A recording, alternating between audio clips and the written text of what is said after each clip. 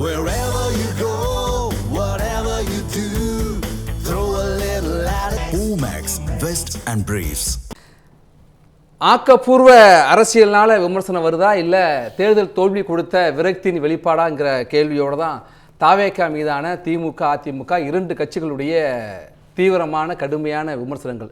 இன்றைக்கு மட்டுமே அதிமுகவை சேர்ந்த 3 முன்னாள் அமைச்சர்கள் செல்லூர் ராஜு, உதயகுமார், ராஜேந்திர பாலாஜி அவர்களுடைய கருத்துக்கள் மிக கடுமையாக தாவேகாவை விமர்சனம் செய்திருக்கிறாங்க. முதலமைச்சர் ஜோசப் விஜய் மீதும் விமர்சனத்தை கடுமையாக முன் வச்சிருக்காங்க. திமுகவில் தொடர்ச்சியாக ராசா தொடங்கி இன்றைக்கு அமைப்பு செயலாளர் RS பாரதி செய்தியாளர் சந்திப்பில் பேசியதாக இருக்கட்டும், அதே போல் அனிதா ராதாகிருஷ்ணன் இன்னும் ஒரு 6 மாதத்தில் ஒரு மாற்றம் நடக்கும், MK ஸ்டாலின் முதலமைச்சராக வருவார், மத்திய அமைச்சராக திருச்சி சிவா வருவார் என்றெல்லாம் சொல்கிறார். 3 மாதம் அல்லது 3 ஆண்டுகளில் இந்த ஆட்சி கவிழ்ந்து விடும் என்று RB உதயகுமார் சொல்கிறார். மிக கடுமையாக முதலமைச்சரை நோக்கிய விமர்சனங்கள் இந்த 2 கட்சிகளையுமே வைக்கிறாங்க. இந்த விமர்சனங்கள் எந்த அடிப்படையில் எழுகிறது என்கிறது தான் இங்கே கேள்வி எழுந்திருக்கிற சூழலில் அக்னீஸ்வரன் உங்களிடமிருந்தே தொடங்குகிறேன்.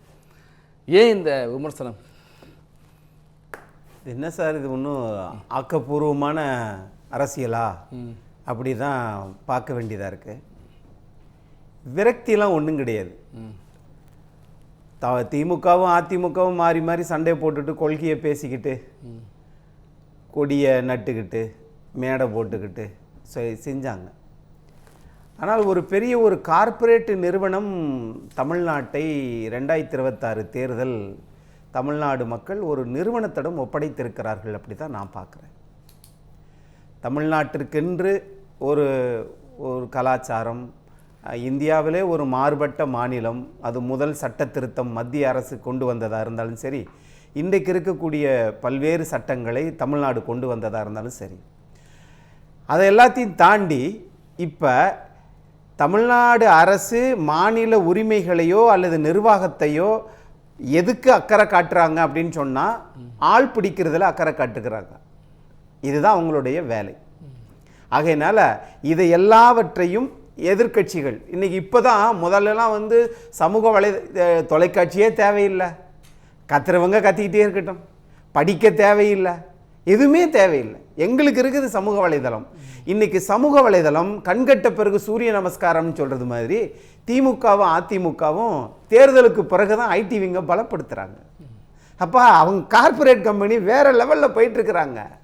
திமுகவுக்கும் ஒரு வியூக வகுப்பு நிறுவனம், அதிமுகவுக்கும் ஒரு வியூக வகுப்பு நிறுவனம் வழிகாட்டினாங்களே, அதை தவிர்த்துட்டீங்களா? அப்படியே பல கோடிகள் செலவு பண்ணி பல கோடிகளை கொடுத்து டெல்லியிலேருந்து பிடிச்சாது. ஆனால் நீங்கள் பேசும்போது நான் குறுக்க வருவேன். வாங்க, தாராளமாக வாங்க, அன்போடு வரவேற்கிறேன். ஆகையினால ஆனால் தமிழ்நாட்டை பொறுத்தளவில் இன்னைக்கு மேகதாதுல இத்தனை கிலோமீட்டர் நாங்கள் இது பண்ணுவோம்னு அளந்துருக்குறாங்க. அதை பற்றி முதலமைச்சர் வாய் திறக்கிறாரா? இல்லைங்க.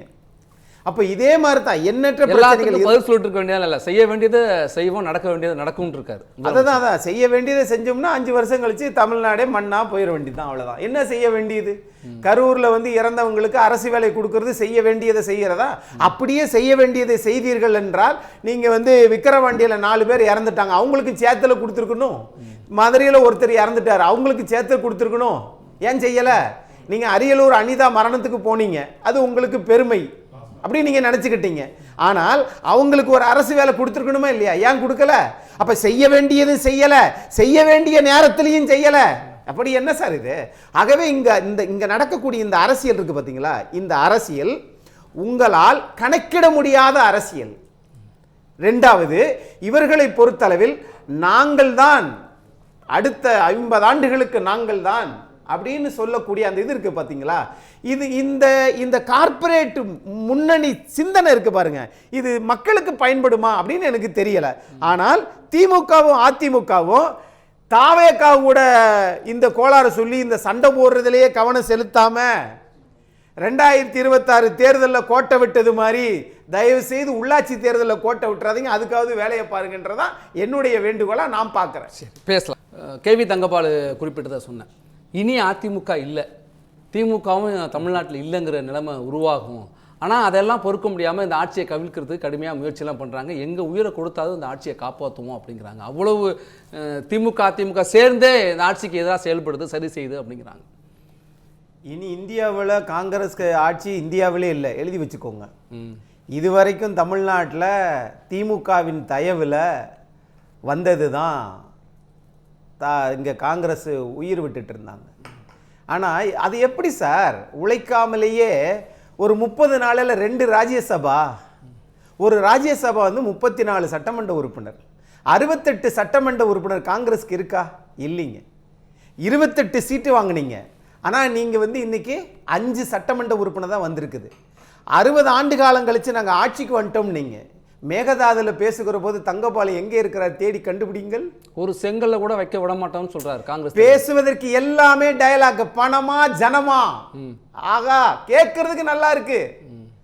ஆனா இங்க 60 ஆண்டு காலம் ஆட்சி செய்த அல்லது ஆட்சியில் இருந்த திமுக அதிமுக எங்க 100 கோடி ரூபாய் சொத்தை 2 கோடி ரூபாய்க்கு பத்திரம் பதிஞ்சது எந்த அமைச்சராவது உண்டா?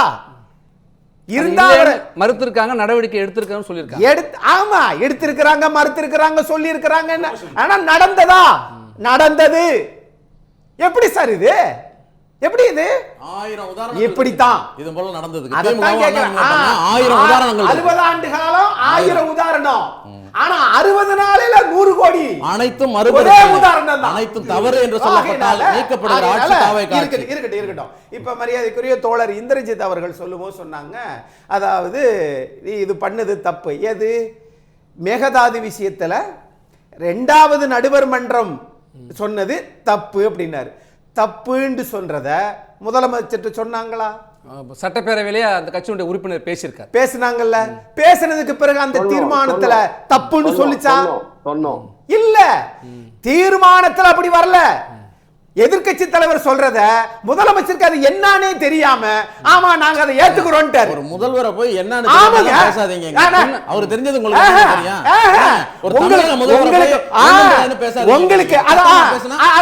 பேசினா அது நியாயமாயிருமா, அது உண்மையாயிருமா? என்ன மெதுவா தெரியல, மெதுவா பேச. முதல்வர் எப்படி சொல்லுவீங்க?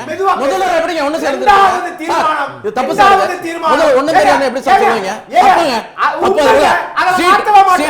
பொது கூட்டத்துல பேசுற மாதிரி பேசாதீங்க.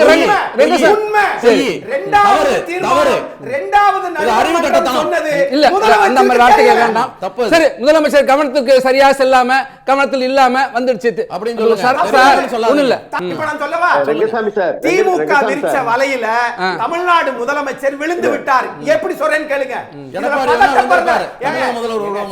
மெதுவா பேசுறேன், பதட்டப்படாம என்ன மக்களுக்கு போய் சேரணும்.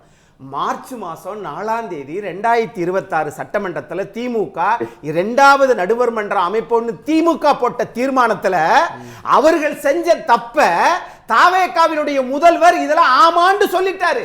அது எப்படி? ஏற்கனவே 30 வருஷம் போயிட்டு வந்திருக்குங்க. இத சொன்னா இவங்களுக்கு கோபம் வருதுன்னா அப்ப மக்களுக்கான ஆட்சியே இல்லைன்னு அர்த்தம். 2வது இவங்க சொல்றாங்க 5 பள்ளிக்கூடத்தை அரசு பள்ளிக்கூடத்தை மூடி இருக்கிறாங்க. 3வது இன்னொன்னு சொல்றாங்கல்ல, அதாவது கொத்து பரோட்டா அப்படிங்கிறாரு. அது மாதிரி இதெல்லாம் நடந்துருங்க. நான் என்ன கேட்கிறேன், முதலமைச்சரை சொன்னா கோபம் வருதுன்னா அந்த முதலமைச்சர் அவர்கள் அந்த மாண்புக்குரியதாக தன்னை மாத்திக்கிறணுமா இல்லையா? சார், காவல்துறை உங்களுக்கு கீழே தான் இருக்குதுங்க. காவல்துறை சதி செய்துங்கிறாரு. அப்ப திமுகவில் இருக்கிற காவல்துறையை மாத்தி வீட்டுக்கு போக சொல்லிட்டாங்களா? அதிமுக காவல்துறை திமுக சதி செய்கிற பொழுது திமுக ஆட்சி இருந்தது. அப்போ இப்ப கிடையாது. இப்ப பழைய கதையை சொல்றாதீங்க நீங்க.